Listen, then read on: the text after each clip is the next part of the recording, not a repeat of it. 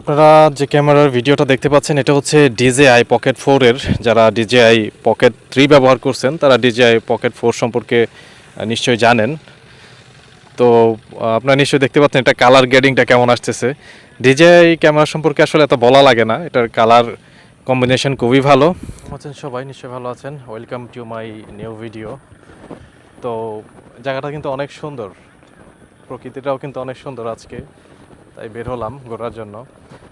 মতো গ্রামে আছি, এই দেখেন বন, এখানে আপনাদেরকে দেখাই, এই যে বন, এবং এখনো ধান দেখেন। তো অনেক ধান কিন্তু পানির নিচে আছে, এই দেখেন পানির নিচে অনেক ধান আছে।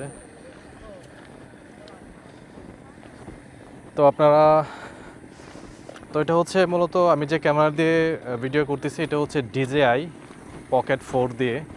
তো আপনারা DJI Pocket 4 এর রিভিউ চাচ্ছিলেন।